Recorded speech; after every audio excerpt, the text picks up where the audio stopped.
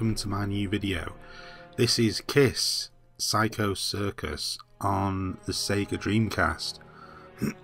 Now, I had this game many moons ago on the PC, and I really enjoyed it. It was one of those games that come out and I thought, this isn't going to be very good. But I still went ahead and got it anyway. I think I managed to pick it up relatively cheap. And I was pleasantly surprised. It wasn't the type of game that I was expecting. And I really enjoyed playing it. And over time, of course, time moved on. I ended up with a different PC and it wouldn't work on that. And then I don't have a PC anymore now. I just have a Mac. And so it just was one of those games that faded into the past. When I got my Dreamcast, I noticed that it had come out on there, so I thought, right, I'm going to get it. I never actually got to finish it on the PC because it is quite a tough game, but I thought, nope, I'm going to get this on the Dreamcast and I'm going to make a real go of trying to complete it this time. As I say, before, I did enjoy it, so I didn't think it would be too much of a gamble to pick it up, and I got it relatively cheap as well, which always makes it an easier pill to swallow when you're parting with your cash for something that's quite old. So yeah, this is sort of based on a Kiss song, Psycho Circus. And it's kind of unusual to have an entire game based on a particular song. Now, when I say that, I mean, it's not. I mean, they just used the title of the song. But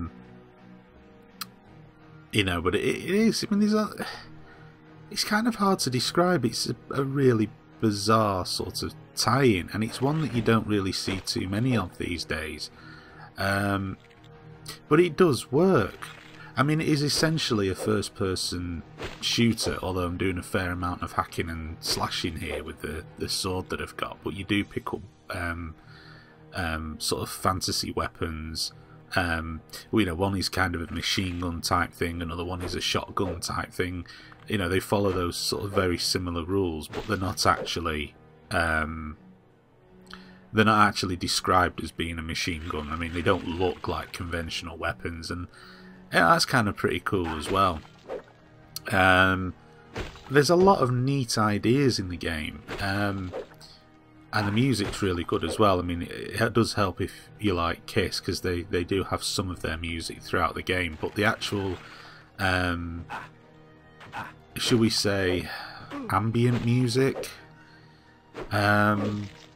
is really good. They did put quite a bit of effort into it. This wasn't something that ever came across as just a cheap and nasty cash-in. Now, I don't know how much input Kiss themselves had in this. I would imagine, knowing Gene Simmons, I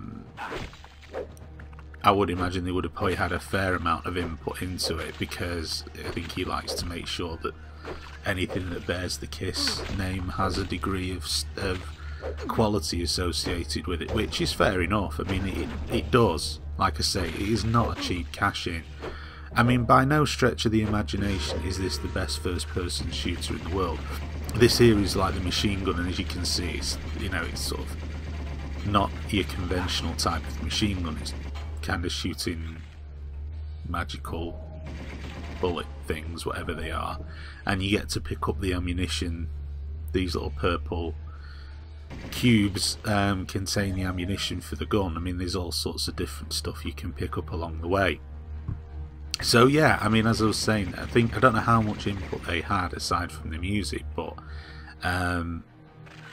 it certainly is a good game. It certainly does have quality. Now, the monsters continuously spawn into the gaming area from these little spawn points here, which you have to destroy.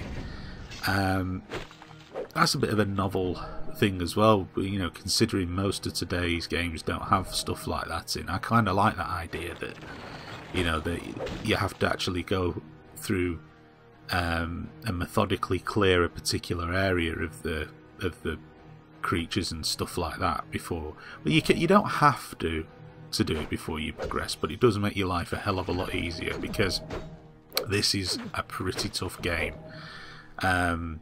Even on the easy difficulty settings, it is a really, really, really good challenge.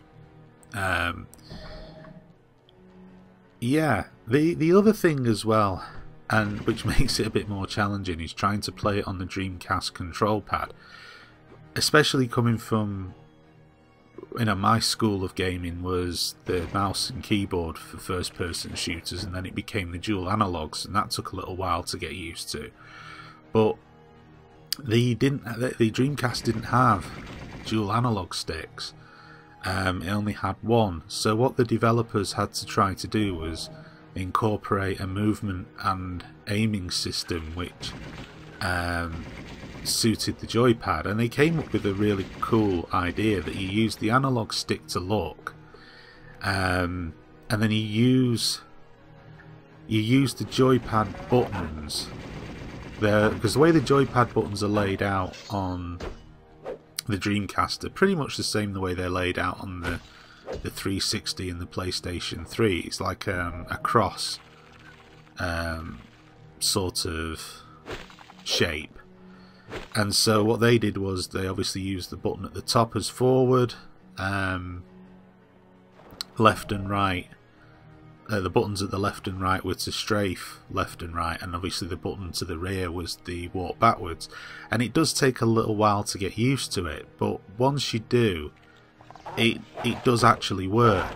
I mean, it was probably the only way they could do it, because early first-person shooters such as Doom, you didn't need to have to worry about looking up and down. I mean, that never came into the game, into the original Doom series. And so translating those onto consoles was quite a simple and straightforward task. But when first-person shooters started to take on a more realistic 3D environment, instead of the sort of tricky footwork they did with Doom to create the illusion of a 3D environment, looking up and down became an absolute necessity. So the development of joypads at the time had never really brought that into mind, and certainly the Dreamcast pad, didn't bear that in mind either. So it was good to see the developers coming up with a solution that actually works. Like I say, it does take some getting used to, because instinctively these days the dual analog, I mean, it makes you appreciate just how good a dual analog pad is, because the instinctive thing is not to necessarily is not to necessarily have the control system set up that way. But yeah, it does work.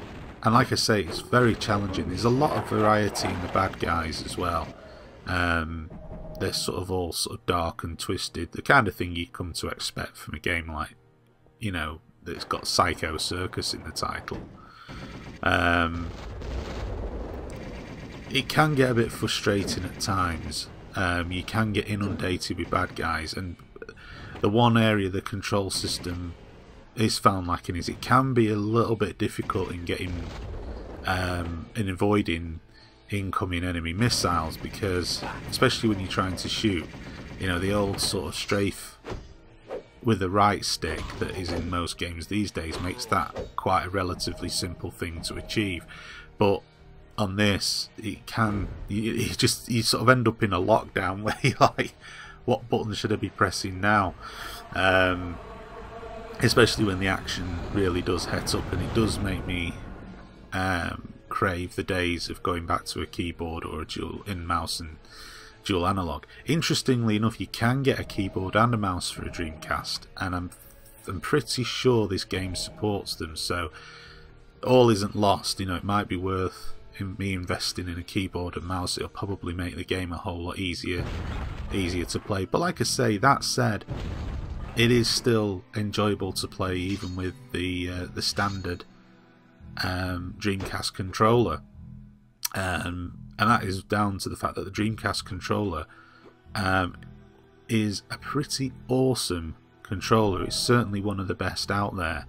I don't know whether I'd put it up there with the 360 joypad, because that is a fantastic controller in itself, but certainly it's one of the best that I've come across. And yeah, that's pretty much it. This has been Kiss Psycho Circus on the Sega Dreamcast. Thank you very much for watching the video, and please stay tuned to my channel for more videos to come.